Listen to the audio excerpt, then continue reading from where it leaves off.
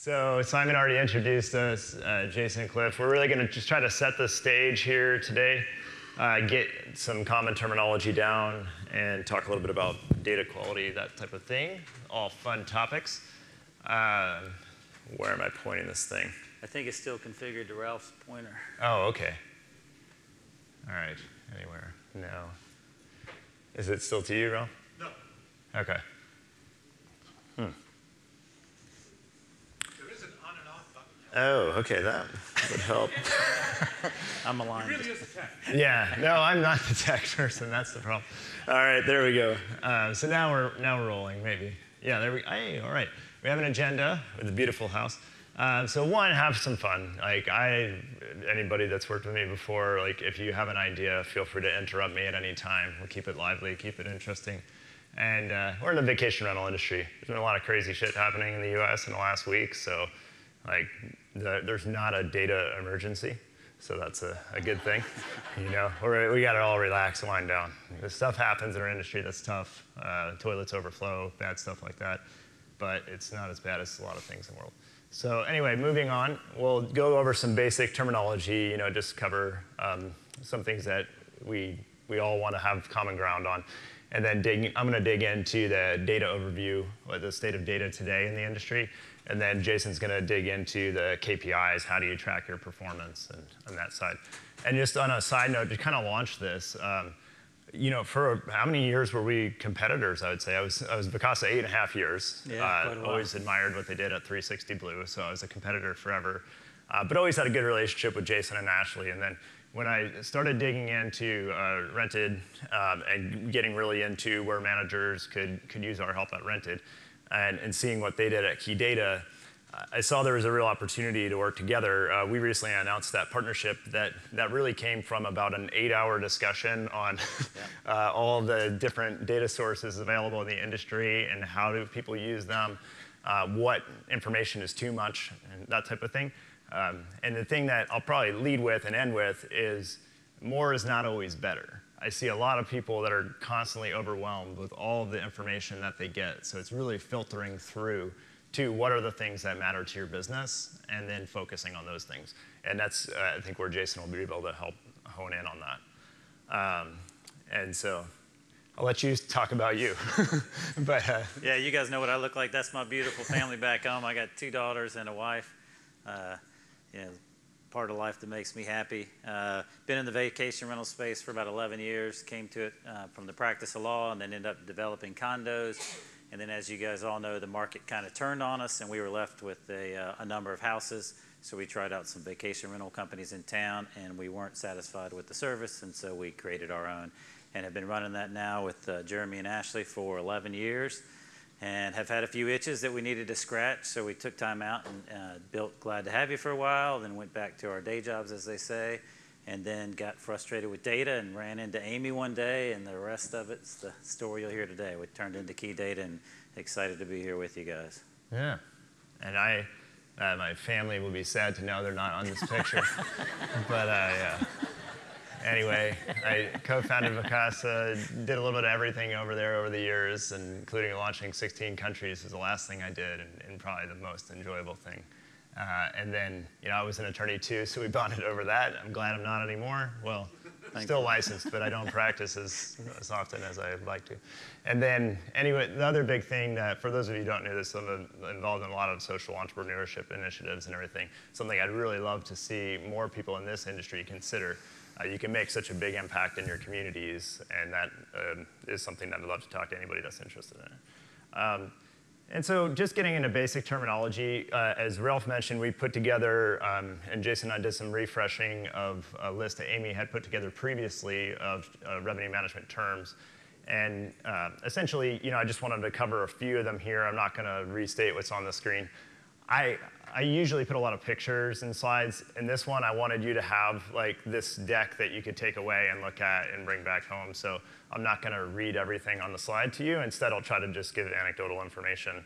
But it's really just kind of looking at, what are the key things that are going to matter to your business? And instead of going and memorizing Amy's entire glossary, look at, what are the things within your business today that really matter, and how do you address those? So on what matters, we'll go right into that. Data types. So this is probably the topic I'm preaching about most now, is scraped data versus authoritative data, and there's really not a universal term for authoritative data. But essentially, all of you have a system of record that stores your reservation information. And this is one of the things that Ralph put up here earlier. That is the only true, accurate source of data in the industry today. And that's where, what Key Data and some other companies that are doing that are pulling directly from an API into a larger database are pulling from a system of record. So that's likely a mirror image of what's in your system. But every system has different terminology for how to describe different pieces of data, so you have to scrub that and normalize it and put it into a central database. And I'm probably getting a little too technical jargony right now. But essentially, I just want to make sure everybody understands that the other side of that is scrape data. So scrape data is pulling it from another third-party source, which is not the system of record. And so when you can get really accurate information from scrape data, such as, hey, this is a 3-bedroom house. That's probably a 3-bedroom house. There's a chance that Airbnb has an issue with their API and it's actually a 1-bedroom and they pulled it as a 3-bedroom. But more than likely, that information is correct. When you get down into things such as pricing that are changing up to 4 times a day, the odds that that's 100% correct start to decline. And so just always thinking about, what is the margin of error for any data that I'm using? There's margin of error for even system of record data in that you could have a reservationist enter something incorrectly if you're still doing something manually. It's just a far lower likelihood of being incorrect data. And so when to use each is a really key piece to think. When to use authoritative data, I would always say as often as possible. If you have all of the data you need from the system of record and the source of that data, then use that first. And that's obviously an opinion that I have, but I think even anybody that's a data scientist would agree that if you have the actual system of record data that is correct, that's a great place to start. And then, a lot of you are using this anyway. Like you use your property management system to report on data for all types of things. What reviews did you get in? How many cleans do you have that day? How many check-ins do you have? So you're using data all the time out of your system of record. But as we saw from the NPS scores on the property management systems, most of you are probably not happy with the reporting you can get from your property management system. So there's additional data that you want to find that is in your system, but there's no way to extract it. And so that's where I think there's some tools out there like QData, like LSI, that are DARM Insights, like just to be universal, and some other sources that are pulling data from your system and basically repackaging it through a BI tool to show you that data in a more useful way. And I think that's one thing I would challenge all property management systems is to start doing a better job on the reporting side, showing managers what they really need to see about their business and allowing them to customize their dashboard to see the critical things to their business, because it's not the same for each of you.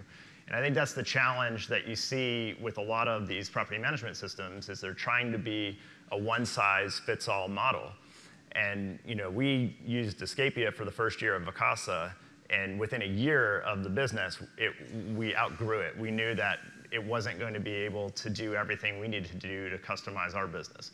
And so that's why we built proprietary software, which is its own beast and not for the weak of heart, I guess. I don't know. You're never going to have a perfect software system. So I think that NPS score is going to be really hard to get to an extremely high level, but you can start making it more adaptive. And if you start to seeing what's out there in the industry now, there's a lot of the newer property management systems are allowing you to build on top of it, which is, I think, a really important thing to look at. Like, how many potential points of failure are there between the data point you're getting and your system of record? So anytime you have additional layers between your system of record and where you're pushing or pulling that data back from, there's that many more additional points of failure. And as we've seen throughout this industry, APIs break all the time, stuff goes out that's incorrect, and you have to monitor it. So that's, the less you have to monitor, then you have more time to spend on growing your business, taking care of the hospitality side. So yeah, I mean, most of the data we want, that's the challenge. So use our authoritative data when you can, but most of the time you can't because it's not available. Market data is the #1 thing, and then Ralph's point around consumer data is the other side. No one has a complete picture of market data in our industry, period. If anybody says they do, they don't. I mean, they might be filling in the gaps with scrape data resources, things like that, but it's still not going to be a complete picture. Because if you're pulling that from Airbnb, Airbnb might have, 10% market share to one market, 50% in another market. They don't have complete data. So even if you have the actual data from Airbnb for all the reservations that happen on Airbnb, you still have a maximum of whatever their market share is for that market. So because nobody has the true system of record data for every reservation that's happening out there, that means you have to fill in the blanks as best as possible with scrape data, or decide that the quality of the data available to fill in those blanks is not strong enough to be able to make a conclusive decision off of it. And so that's, we'll get into, when to use the, yeah, I've already said all that. So when to use the scrape data. And that's the way I always like to use scrape data, and I think like with AirDNA, Transparent, a lot of the tools that are out there that do data scraping, you get a lot of insights on what inventory is out there, for example, as a starting point. So to the point around what's changing about demand in the industry, the #1 thing that's changing about demand is how much more supply is there. With Airbnb coming on, there's been a huge wave of new supply in the industry. And so scrape data is an excellent way to figure out how many new listings came up. Now there's another piece where scrape data can be useful and say, okay, how many new listings came up? Of those, how many actually have any available dates on their calendar? Because one of the things we love to see with the OTAs is that they just leave listings up forever regardless of whether they're dead listings or not. And so you have to still dig into that data, but it can be really useful to start seeing how your market is changing. And you should always know how your market is changing. I mean, that's something that's really hard to keep up on. Scrape data is extremely useful for that. And it can be useful to look at how homes are priced generally. So, because prices are changing all the time, if a home is constantly at $250 a night, scrape data is going to be able to pick that up pretty easily because it's not changing. So it's always $250 a night. Okay, this property is always going to be there, but do you really want to use an under-optimized property as a benchmark for how you're analyzing your own properties? And I never do. I mean, if somebody's running their property for the same price every night of the year, I know they're wrong. So I don't want to use that as an assumption on how I should price my property. But it's good to know that that's out there so that if I'm the only professional manager in my market, I have 20 properties and there's 100 owner-managed properties, all owner-managed properties are using Airbnb's pricing tool to just drop their pants, so to speak, down to $50 a night, then I know I have to deal with that. Even though that's not optimized pricing, I still have to deal with the fact that my market is being changed by what's happening in that area. And so that's where scrape data can be really useful to figure out, instead of you having to go do all that manually, you can figure out, okay, here's where my market's changing. And Transparent, I know, has some tools where they actually identify the manager of the property, or whether it's an owner-managed property. That's a really useful tool because you can look at, is my market starting to become more owner-managed or more property managers? So another just interesting thing to look at there. And yeah, I know a lot of people actually do a ton of this manually, and that's the piece that, I mean, we still do some of that at Rented manually, but we're trying to automate more and more all the time. It's always a balance of figuring out how do you look at, you don't want to spend a lot of money and time building something that you're going to use for 10 properties, So it's like figuring out where do you spend your effort from a manual time standpoint versus where do you spend your effort from a tech and development standpoint.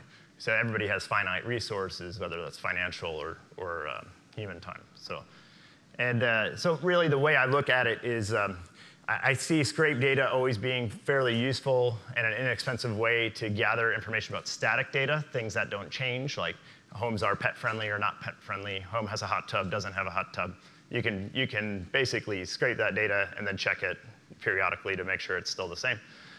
Versus dynamic data such as pricing changes, those types of things, I think it's really critical to get as close as possible to the system of record. And so that's one way to think through that. And so I'm going to buzz through because I've talked about a lot of this already. And what should you be using it for? So most people are already using it for their daily ops. I think that managers tend to focus on operations first because it's the most urgent thing in their business. So a lot of you actually do a much better job of using data to make operational decisions, because if you don't make the operational decisions, you get angry calls. But you get fewer angry calls if you don't make all of the incremental changes to pricing, for example. You might get some owners that want you to do it, but they don't necessarily. A lot of owners are actually on the other side, where they like to see stagnant pricing and they expect you to book it at the same price year round. A lot of times they won't yell at you for not dropping their rate as low as you should be doing. And so, moving along here. And so like this comes back to focus. Like I've already spelled out a lot of things that you could potentially do on that. But really it comes down to what decisions you plan to make with the data that you're buying or harvesting. So if you're not making a decision based on the data, don't buy it. First, start there. Like figure out, hey, going into it, don't say, I have this data, so therefore I need to make decisions based off of it. That's not a good way to run your business. If you think of it the other way around, I really want to know the answer to this question that I think is important to my business. What is the best data source to use to go out and make that decision?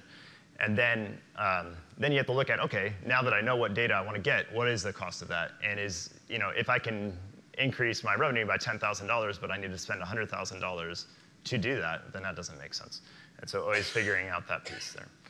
And then once you go out, like you have the question, you've gone out and you've acquired the data, you get it back, and you have a good QA process for, is this data accurate?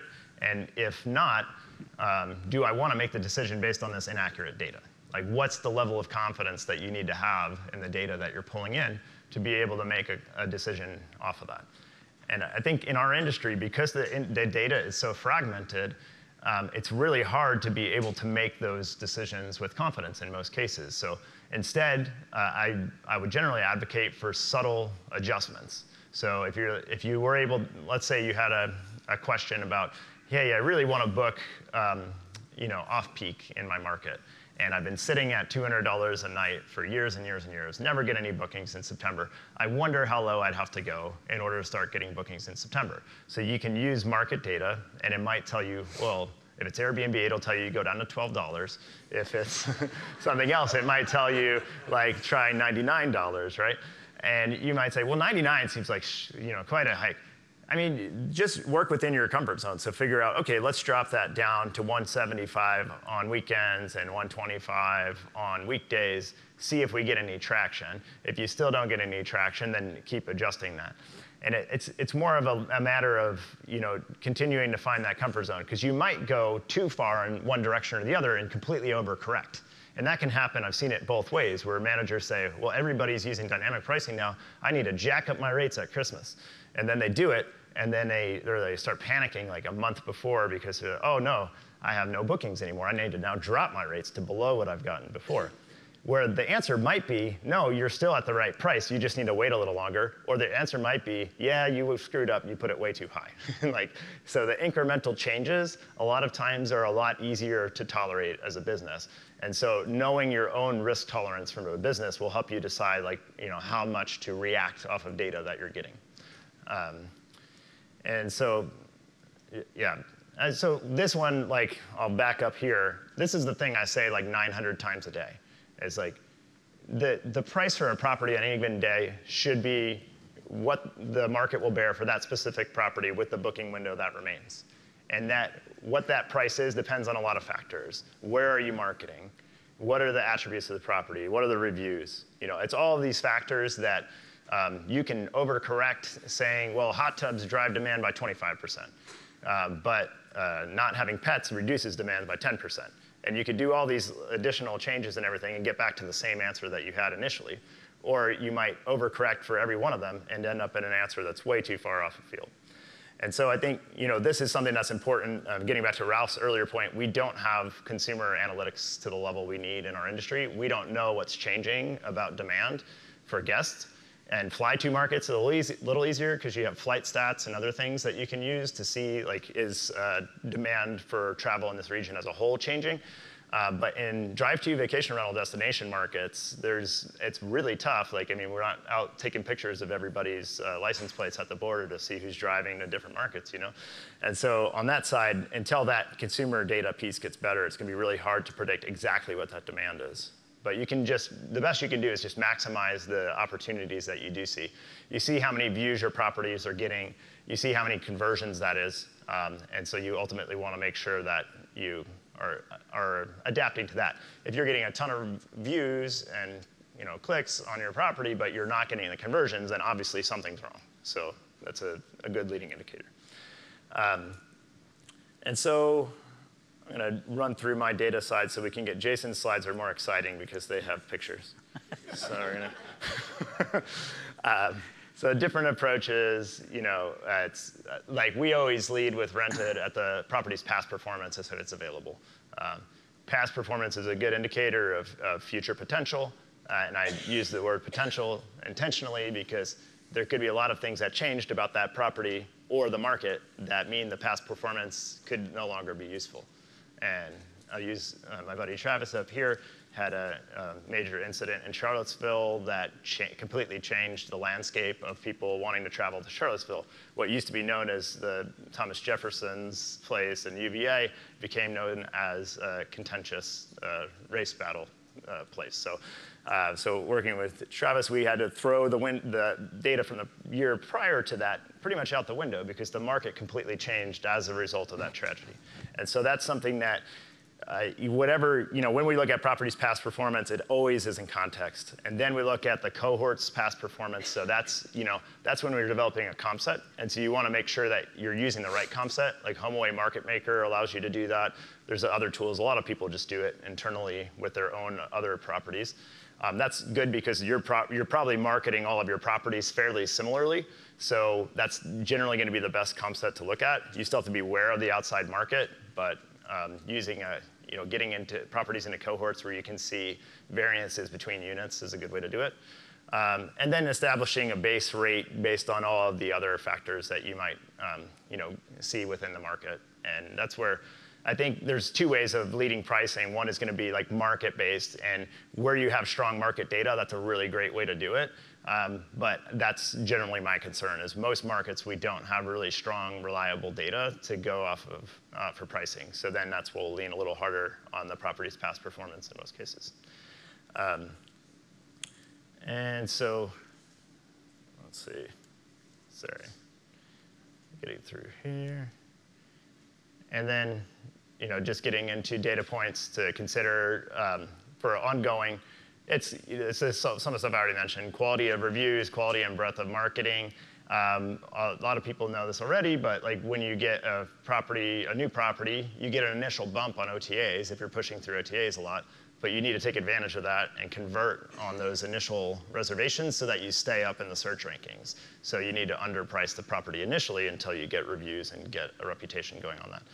But that's something that, and weather forecast is one of my favorite things to talk about because it could matter a lot or not at all. If you're in a ski market, early ski season, and you get an early powder day, that's going to completely spike demand. And so you need to be able to react to that quickly and get that going. If you're on the beach, Oregon coast, one of my favorite spots, and it's raining in the winter, it's always raining in the winter, so it doesn't matter, So that shouldn't influence your price. So there we go. All right, I'm taking a lot of Jason's time, so I'll try to keep us going. And so use it in growth strategy. I'll buzz through that pretty quickly, but I mean, there's so much data available, property assessor data, mortgage data, information that you can use to grow your inventory and find the people who will need you most and are most likely to convert and use you. And that's where I would say I'm a big fan of scrape data. It can be extremely helpful to help you develop an accurate picture of your market as a whole and understand how many units are being rented as vacation rentals, where are they being distributed, who's managing them, and on and on. And the most valuable thing most of you can do is add a new property, as long as you're optimizing revenue when you add the new property. So that's something to keep in mind. The more you can free yourself up to do that within your business, then it's a great way to go. All right, sorry, Jason. I left you 1 minute less than I intended to. Here come the pretty pictures. Thank you. You guys hear me okay? So when we first started Key Data, well, the first trip we took with Amy and I and Ashley was up to Smith Travel. We knew if we were going to measure things, we needed to figure out what we were going to measure, right? Good place to start. And we knew Smith Travel was kind of the gold standard when it came to the KPIs for the hotel space. And so, like any great innovator, we're looking for somebody to copy, right? And you know, in all seriousness, you know, we wanted to make sure that when we had the KPIs that we were going to put in front of this industry, that they correlated back to the hotel data, so that when you put those curves that Ralph put up together, you could at least have a chance of making sense of how the, you know, the relationship between the hotels and the vacation rental made sense. Unfortunately, when we started to look at the KPIs that they had, and when we started to get some experts together and bring people in front of us to say, hey, what are the KPIs we're supposed to be measuring? How's this going to work? Everybody said, you know, that the hotel data sets and the hotel KPIs, they don't fit perfectly within the vacation rental space. And you can see that's us on the right. We're a little bit different than the hotels, right? The way we do things, our houses, it's me on most mornings. So Amy asked me to get up today, and you know, when we roll out Key Data to the broader vacation rental space, the biggest thing that became apparent to us is we have some deep power users. Many of you are in the room today. Incredibly condensed group of you know, property managers and experts when it comes to revenue management. But a lot of the time we spend out there is talking to people who just don't understand the fundamentals. And so we felt like it was important to just go over some terms. So if you're one of the heavy power users in the revenue space, you can close your eyes a little bit, but there's a few new terms in here that we're rolling out, so I want you to pay attention to that. But if you're one of those that are just trying to figure this all out, hopefully you'll find some of this vocabulary a little bit helpful for the next speakers that come up, so you have a place to put it all in context. So really 3 big KPIs that we think of when we think about the foundation of your business, right? Occupancy, average daily rate, or ADR, and RevPAR. And I want to kind of walk through those and a couple other, and I'm going to take you through some slow examples so that, you know, those of you who were talking to me last night that said, man, I love where this is going, and you know, it seems like it has a ton of potential, but I just haven't like figured out the basics, so I feel a little bit lost. So that's the point of walking through this, and hopefully it'll help. So you see the beautiful graphic that my marketing department would not be happy with since I made it. But that's obviously a 100 open nights or 100 houses, however you want to look at it on the left, right? And so I want to talk about the first one, right? 3 different names for it. We've called it occupancy for a while. I think we're about to switch to paid occupancy because everybody keeps saying, is that paid occupancy or not? So we're going to call it paid occupancy. And Amy keeps reminding me that it's a rate, so we're adding rate in there. So you see it in our system, it'll be paid occupancy rate or occupancy rate or occupancy. But the calculation's pretty straightforward, right? How many guest nights did you fill up out of the nights you had? Okay, out of 365 nights. So we'll use this beautiful graphic for a few different slides. But that's 60 guests that are in 60 rooms, right? And that's it. You can think of those as houses, or you can think of those as 60 nights for the same house. But either way, you've got 60 people that are paying, and you've got 40 open nights that are not paying. So obviously 60% occupied. And then vacancy rate, I don't hear a lot about that in our space, but it's obviously the inverse of the paid occupancy rate. It's what's left over. So you got a 60% paid occupancy rate and a 40% vacancy rate. So a term that's kind of unique to the vacation rental space, doesn't really exist in the hotel space because they don't have owners coming and staying in their hotels. Wouldn't that be nice if we didn't? And hold nights are a little bit different for them. You know, they don't have owners who decide to redo the living room for the entire summer, or to just take the winter off and come ski. And so it deeply affects what nights are available for us to book, right? So when we first came out with occupancy, we said, okay, how many nights did you fill out of 365? And they say 60%. And then you went to your revenue manager and you said, why are we at 60%? And she said, I only have a certain number of nights to work with. You've got to take owner nights and hold nights out of the equation. So that's all that this calculation is doing. It's saying, what percentage of the nights that I had available in my booking, right? So we got to start with available nights. So we define available nights as either nights that guests are already in or nights that are open, but it's ones excluding out owner nights and hold nights. So once you have available nights, you can of course go back and do the new calculation for your occupancy, right? So now you're looking at what we've been calling available occupancy rate. Cliff suggests we call it normalized occupancy rate, which I think is a great suggestion. And in large part because a lot of people were hearing available and they were thinking vacant. So they were hearing available occupancy rate and they were thinking vacancy rate. It's not the same. So we'll be switching it to normalized occupancy rate. If you don't like it, you can call Cliff. I thought it was great. But it's, you still got the 60 nights, right? So I filled up 60 nights out of the 80 nights that I had to book. So now my occupancy rate, if I'm a revenue manager, is 75% instead of 60%. And that's how your revenue managers will explain it to you, right? I didn't fill up 60% of what I had. I filled up 75% of what I had. Next one is real straightforward, ADR, but it comes into RevPAR, which is all of our favorites. Average daily rate, ADR, it's just taking how much money you made for each room you booked and taking the average of it. It's that simple. Unit revenue nightly times the number of guests per night, right? So in this case, $6,720 for those 60 nights divided by the 60 guest nights that we had comes up with an average daily rate of $112. So obviously it's equivalent to booking all those nights at $112, even if there's a wide variety of prices that you get. So RevPAR, right? I've been trying to get RevPAR to be a foundation of kind of everything we've done for what feels like forever. The problem was, A, I didn't know what I was doing. I just knew it was important to the hotels and it had to be important to us. But when we dug into it, it was just too hard to calculate, right? We were trying to calculate RevPAR for 2 bedrooms in watercolor and what RevPAR for big houses on the beach. And we were spending way more time than value we were getting out of it. We were doing it because we felt like we needed to do it. And so part of what we're bringing to the table with key data is we got smart people to calculate it for us because it is deeply important, and here's why. So RevPAR takes the combination of those two, right? When we run around the country, we still hear a lot of people celebrating in the wrong way, I think. They say, how was your year? And they say, oh, we're having a great year. I say, yeah, what's it look like? They say, our rates are through the roof. And then that's kind of the end of the conversation. And I have no idea if they're really having a good year or they're really having a bad year or they're just talking to an owner who likes really high rates. And then you go to another property manager and you say, how is your year going? And they say, fantastic. Our occupancy is through the roof, right? You can fill up all your rooms with a $1 rate. Or you can have the highest rate in the world and have 0 occupancy.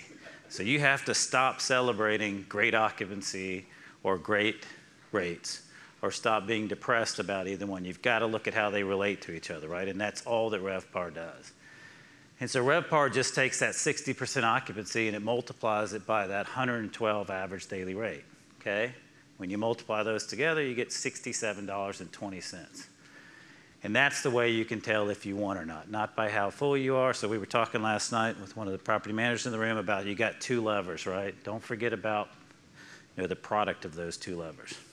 So I'm going to run you through a real quick case here in 10 minutes. For those of you who got it, you'll be bored. For those of you who are still paying attention, you'll notice your vacation rental management company, okay? And just to frame this, I'll use this beautiful graphic, which I did make. Proud of that one. Okay, I didn't make it, but I added to it.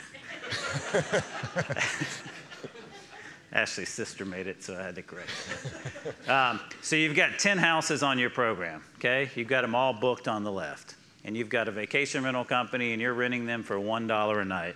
And so if you look at the bottom, you got $10 coming in, right? $1 per house equals $10. And of course, it's no fun just having a vacation rental company. You've got to have one that's competing against you, so you can see Cliff and Amy up there with their competitive vacation rental companies. You can guess who's going to win this one. But Cliff's got all 10 of his houses rented, right, for $1 each, and he's making $10. And Amy, of course, says, I bet I can get more money out of it, right? So she raises her rate to $2, okay? So the question is that a good decision? That's a very embarrassingly simplistic way of looking at revenue management and what Cliff does at a very sophisticated level, right? If I raise my price, am I gonna do better or not? So you've all seen supply and demand curves. A lot of you are economics majors. Pretty simple. If you raise your price, you're going to sell less widgets, right? If you lower your price, you're going to sell more widgets. That's why you have to pay attention to RevPAR. So Amy's price is twice as high, and so she rents 5 of her units, right? Half as many. So she still made $10, So the question is Amy doing better than Cliff or the same as Cliff? In the vacation rental world, in my simple example, they're doing the same because they made $10. If you're talking to an owner, she's probably doing better because 5 of the nights aren't, getting stuff smeared all over the wall and the couches. So a factor to consider. For the top 5 owners, the bottom 5 owners, what we already have. Yeah, that's exactly right. That's exactly right.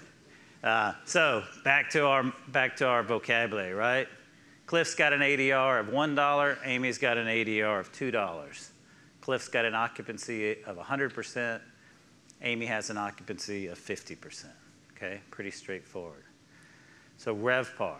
Okay, if you're new to revenue management and you only take one thing away from hearing me today, I hope that you take away an understanding of how RevPAR can affect your business. So let's look at Cliff. He's 100% occupied at $1 in ADR. So his RevPAR is $1, right? Occupancy times ADR, the relationship between the two. Amy's 50% occupied, $2 ADR, you multiply them together. She's also got a RevPAR of $1. So they've both done equally well in getting dollars out of what they had to get dollars out of, right? Both at RevPAR of $1 and honestly both at a total revenue of $10. So they decide to raise their prices, right? See how it affects it. Cliff's raised his prices to $2, match Amy, not to be outdone ever. Amy raises her prices to $3, right? So what happens? You raise your price, occupancy pretty much goes down if you raise it enough. So Cliff's now at 60% occupancy for $2 in ADR, and Amy's at 40% occupancy for $3 in ADR. Okay? They both pivoted, they both pulled their levers. You're trying to figure out who did better. They did equally good job of making money for the units that they had, right? They have a similar RevPAR. And this could be Cliff compared to Amy, or this could be Cliff compared to Cliff last year, right? Mm-hmm. So here's where it gets tricky, because if you're on that last slide, you're probably saying, that RevPAR stuff sounds cute, but I can just compare the bottom line. They both made $12. That's good enough for me, right? The problem is we don't have a hotel where we always have the same number of rooms. We're constantly getting new owners joining our program, right? And we're constantly getting ones that no longer want to be with us that are leaving our program. So when we're trying to compare ourselves to Amy, we may not have the same number of units. So you need to understand the relationship between the number of units and whether your pricing's working. And probably when you're looking at a previous period to see how you're pacing, you probably had a different number of units in that prior period, right? Particularly if you're saying, how am I pacing this year versus how was I doing last year? And you're trying to get an overall look, right? Most answers are our occupancy is way up, or our ADR is way down or way up, and the celebration stops or ends there. What you really need to be looking at is what's my RevPAR this year compared to last year. And what RevPAR does, it's beautiful besides just looking at the interaction between occupancy and ADR, is it takes into account the volume of properties you had at that particular point in time. So in this case, here's how it works. Cliff was killing it with his lower price and his cute hair, and he got 2 more properties on his program, right? And so he's now at 6 out of 12 booked instead of 10. So he's at 50% occupancy with a $2 for ADR. So he's made $12, okay? Amy's staying with 10 properties, got 4 of them booked, so she's 40% occupied with an ADR of $3, so she's also made $12, right? And so as owners of the company, it's easy to say, and I think a lot of people in our industry are still doing this, they look at those 2 examples, or they look at this year versus last year, and they say, I made $12, I did just as good, right? Or they'll say, my $3 is up this year versus last year. That's not the point. The point is, how are they doing in RevPAR? How many dollars did they make for the nights that they had to sell? Okay? Cliff's RevPAR is $1, 50% times $2. Amy's RevPAR is $1.20, right? You see her trophy there? Super proud of that. So here's the way to think of it. Remember when we started out with RevPAR, we said there's 2 ways to calculate it. You can either calculate it as occupancy times ADR. I don't even think I told you about the other one. But the other common way to calculate it is your total unit revenue divided by your total nights in a given period. And so I thought it'd be helpful to take it home for those of you new in this space to see it from a visual standpoint. So the occupancy times the ADR, if you look on the left one at Amy, they're both Amy now. She did $3 for 4 of those houses, right? And the other one sat empty. But if you think about it, essentially what you're saying is she made $1.20 for each of the houses that she had, right? So she could have rented all 10 for $1.20, same exact thing, right? Unless you're one of those owners who likes less wear and tear, which is something to consider. So her RevPAR is 120, and you can think of it as she did, 40% times $3, or you can think of it as she made $1.20 in every night she had or in every house she had for that period. Conversely, if you look at the other formula, total unit revenue divided by total nights in a given period, there was $12 at the end of the day. Divide that by 10 houses, still at $1.20 RevPAR, right? So when you're looking back at your business and you're trying to say, how is your year going? The first thing I look at is how's our RevPAR compared to last year, and I start there. And then I look at how's our RevPAR in watercolor compared to last year in watercolor. How are our 4 bedrooms on the beach doing? And I'm always looking at occupancy, ADR, and RevPAR as a starting point, right? Occupancy may be way up. How did that affect ADR? So one quick example. This is Baldwin County because I didn't want to throw up property managers data. Baldwin County, obviously down in Orange Beach. And so this is this year in the solid line compared to last year in the dotted line. And this is ADR, okay? So you don't have to be a data analyst, and I'm not, to look at that chart and say Baldwin County raised their rates across the year, right? This is bi-week for the summer, this year versus last year. So their rates are higher than they were last year. Is that a good thing or a bad thing, right? Baldwin County may be having a party about their higher rates. Question is, what did it do to occupancy? You raise your rates, you sell less widgets, right? So here's occupancy. Again, this year in the solid line and the dotted line for last year. So predictably, when they pushed their rates higher, their occupancy fell, right? And so the question is, did they win, right? And if you're just looking like we've all been looking for the last 20 years at this chart and the last chart, it's pretty damn hard to tell whether they win. You got to do the math, right? And so you look at RevPAR, okay? This is their RevPAR versus last year. So did they win? Was it worth pushing their prices higher, or did they push them too high? And did how high they push them have too much of an impact on their occupancy? So it turns out for every week that I can see, it was worth it. They had a higher RevPAR than last year, meaning the push in prices paid off. Maybe they could have pushed it higher, right? You got to understand that relationship to know how high you can push it, and then you can go in and start playing with the individual dials. So one quick complication in the last minute here. We talked about that concept of paid occupancy and then the new normalized occupancy, right, where we did what our revenue managers wanted and we took out the holds and the owner nights. So you go back to our formula for RevPAR. Remember, it's got that occupancy as part of the calculation, occupancy times ADR. So the way we've been calculating RevPAR is 60% occupancy times $3 in ADR is $1.80. But a lot of people are using the normalized occupancy to figure out how they're really doing. They're taking out those owner stays and holds. They don't want those to count against them. They can't control that, right? So if you're comparing how you did versus last year, you don't want to equate all the time that the owners took out. You can look at normalized occupancy. It makes sense. Out of how many nights I had, how many did I fill up this year versus out of how many nights I had last year, how many did I fill up? You need the same thing for RevPAR, right? If you're going to calculate RevPAR, you ought to have that same option. And so we're creating a normalized RevPAR. Again, you can thank Cliff for the term, but we'll be adding that to our dashboard, I'll say next week, so Sneed will yell at me later, but very soon. And we didn't roll it out initially because we didn't want to complicate ourselves, quite honestly, in a lot of the conversations were happening. But if you're going to have 2 different types of occupancy, both of which are valid and both of which have different meanings, you really need to have 2 different kinds of RevPAR to make sense. Last thing, average booking window is just that. It's like ADR. How far in advance did a guest book, right? You take each single night on there. Some people book 28 days in advance, and some people book 2 days in advance. You take the average. That's your average booking window. A lot of people are using that. In that last case, the average was 57 days. Last takeaway is I want you to remember the difference between an average and a distribution, right? It's a little dangerous to say what was our average booking window, 57 days, and then to go back 57 days and drop marketing on every single person, because every single person didn't book on the average date, right?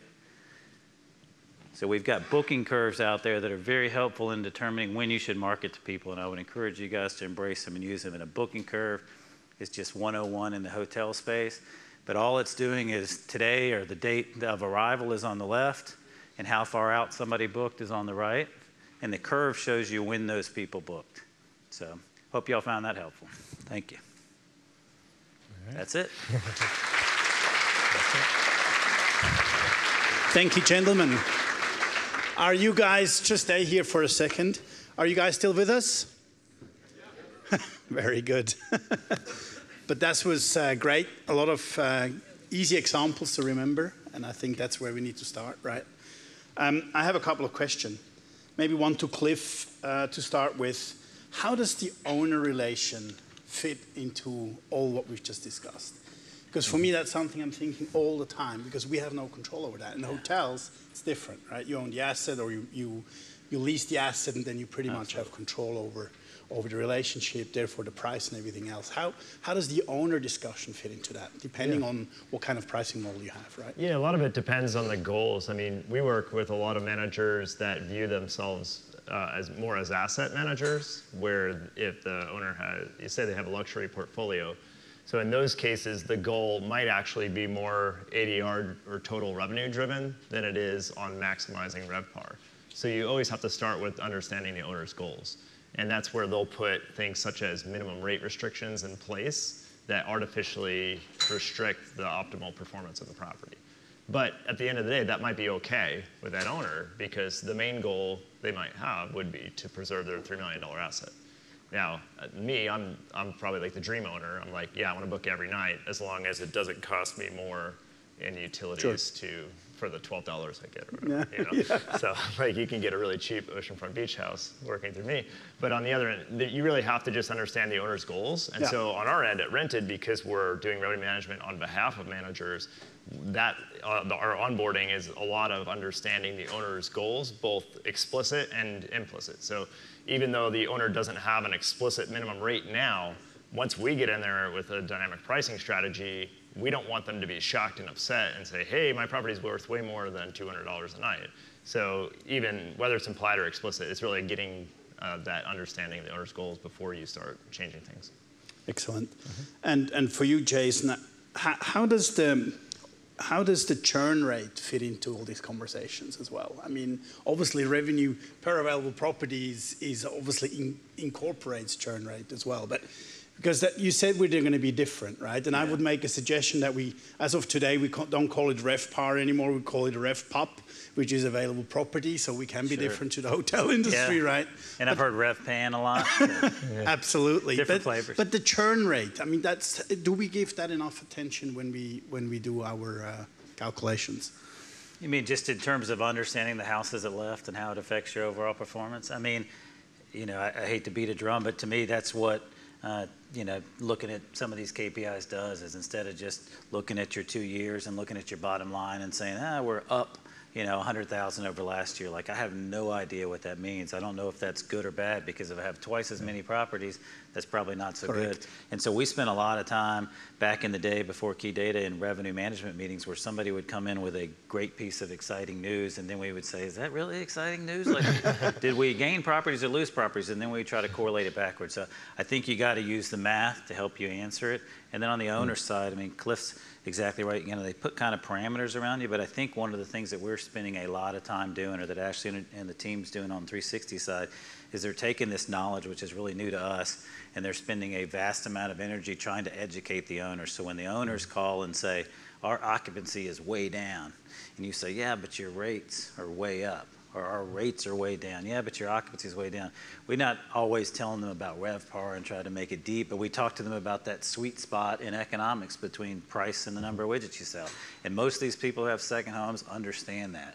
And when you tell them that you're watching that and you're looking at all these numbers and you understand how it works and you understand the basic economic theories of pricing, they tend to give you a little bit more latitude. So if you're not doing it, I would encourage you to open up that dialogue with your owners.